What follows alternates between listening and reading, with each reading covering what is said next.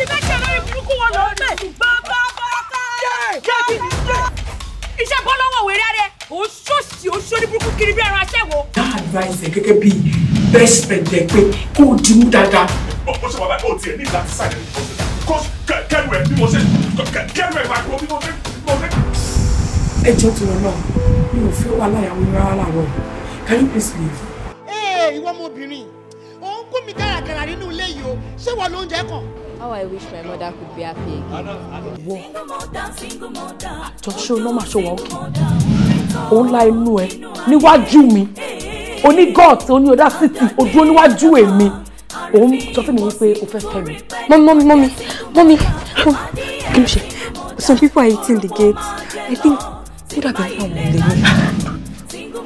Gbogbo nǹkan tó ń jẹ́ kó rántí wípé bàbá ẹ̀ tẹ̀ fi wá sílẹ̀ olùtọ́jú. Ìṣẹ̀lẹ̀ tó ń fa ṣọ́ọ̀kì fún single mother tó fi ní depression, disappointment, calamity. Ẹ̀yin ẹ ṣí ilẹ̀kùn fún ọkọ tèmi kó wá wẹ̀ ń bẹ̀. Kí ló dé? Ṣé wà lè bọ̀? Ibo ló yẹ kẹ́ kọ̀ lálẹ́? Nínú yàrá o, ọ̀dọ̀ mi kọ́ ló yẹ kẹ́ kí ló tẹ̀ wúwo àgbàyà mọ́?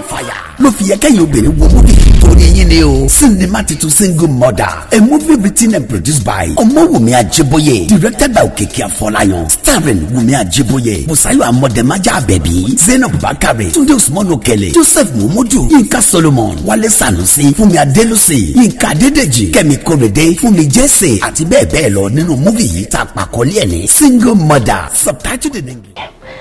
Ẹ jọ̀ọ́, kí ni nǹkan tẹ́ rí lára mi gangan tẹ́ fi wò wípé ẹ fẹ́ fẹ́ mi sílé gẹ́gẹ́ bí ìyàwó?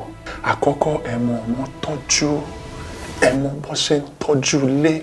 Lásìkò gbogbo igi tẹ́lẹ̀gbẹ̀dẹ̀ bá fọwọ́ bá dídúró ń dún. Tọ́ba alákàtúrà kí àwọn atúnrí sóbò dúdú ó lọ lórí kíní bíi.